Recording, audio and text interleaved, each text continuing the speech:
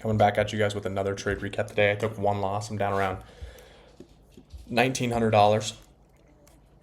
And kind of just looking at the higher time frame.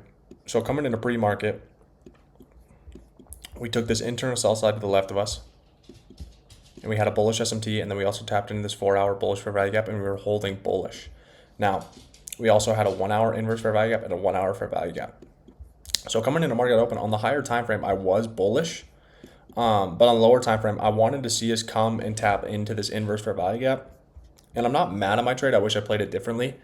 But I do like my setup, and it was with my plan, so I'm not mad at it. But so the reason behind why I was bearish bias on the lower time frame is because we just took this internal sell side to the left of us. So if we scale down to the 5-minute, we took this internal sell side to the left of us, right here. Took this internal sell side.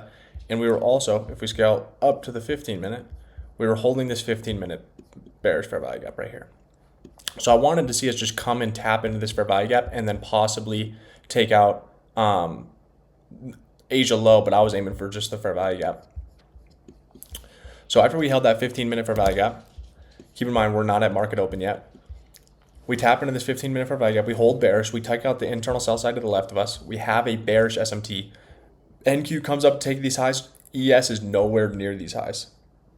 So at this point in time, I'm really liking bearish just to this fair value gap, just to this 1-hour fair value gap. Quick short scalp. I'm overall bullish on the higher time frame, but just for a quick short scalp. But I want to see price show me. So we take this internal sell side. We have this bearish SMT. We're holding this 15-minute bearish fair value gap. I just want to see price show me. So this is the 725 candle on the 5-minute. We run through this 5-minute inverse. We don't displace through this 5-minute change in state. So I don't enter here. I scale down on the 1-minute at market open at 7:30. So 7:30 is this candle right here. 7:30. We come up, we tap this 5-minute inverse. We hold this 5-minute inverse bearish, and we also hold this 1-minute fair value gap bearish. And we come down, I enter short right here after we displace through this change in the state. We hold this 5-minute inverse, we hold this 1-minute inverse. I enter short right here. SL at this recent wick high. And I'm targeting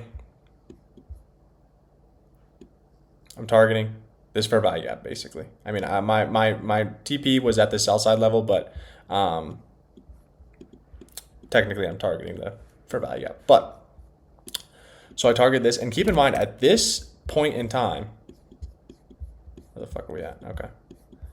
At this point in time, at 7:30, we are looking really bearish. I mean, we're displacing to this 1-hour fair value gap. Keep in mind, we also have this 4-hour fair value gap that I would also want to see us touch. But we're displacing through this 1-hour fair value gap. We were displacing through this 30-minute fair value gap. So at this point in time, we were looking very bearish. And also keep in mind that ES was way more bearish than NQ. Way more bearish. ES was definitely the weaker asset, and we were incredibly bearish on ES. But unfortunately, we got stopped out. So things we can learn from this trade and things that I can learn is taking a trade early on at market open, like at 7:30. Way less chances of the trade actually playing out. Even if, so, one, be more patient on market open. Wait for market structure to form. And two, because this is an internal model, I should have just been targeting internal sell side. I should have just been targeting this London low right here. Now, keep in mind, my RR would have been shit. So if I wanted to target this London low, I should have never taken the trade. So I'm not mad at it. I'm actually very happy that I took this trade. I'm happy with the trade that I took. But in the future, I need to realize that if I have an internal model, we don't want to target external draw. But to be fair, I was targeting the fair value gap. The trade that I take at market open has way less probability of hitting TP than if I were to wait 5 minutes or 10 minutes or however long. Now, the only other setup that I could have seen be taken is this long entry, because we were holding that 1 hour fair value gap at that point. We just took this 5 minute low. If I scale down to the 1 minute, the only thing is my SL would have been way too fucking loose. and the RR would have kind of been shit. But the only other trade that I would want to take, but I didn't end up taking because I just took this trade and I got off for the day. We took this internal sell side to the left of us right here. Sorry, right here.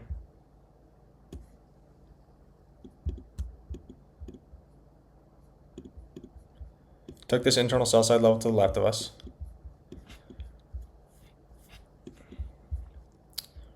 Ran through this fair value gap, this bullish fair value gap. And then once we displaced this change in the state, that's where you could enter long. Probably around, this candle. But I mean, your stop loss is almost 70 points, and then you're targeting London high, which was up here. Once again, I'm not mad at my short. I just need to realize that, like, hey, if I'm going to take an internal setup and have internal manipulation, I should be targeting internal lows, which was this was the London low. And just to be more patient. Those are the two things I can learn. But once again, not mad at it. Was with my plan. If I'm going to see my setup, I'm going to take my setup, right? But this is the other trade that I would have taken. But that's the thing. You have to be able to realize, and if you want to be a profitable trader, you have to realize, okay, I took a loss. What did I do right? What did I do wrong? Was this my setup? And if it was your setup and you manage your risk well, there's no reason to be mad, right? The thing with beginner traders is they get mad if they think they're doing something wrong if they lose, and if they're doing something right, or if they win, they're doing something right, and if they lose, they're doing something wrong, right? So we just have to kind of realize, like, just because you lost doesn't mean you're doing something completely wrong. You might have made a mistake plan in your setup, and you manage your risk correctly. These are the type of trades you want to lose, right? This is the type of trade that I want to lose, and I'm completely fine losing this trade.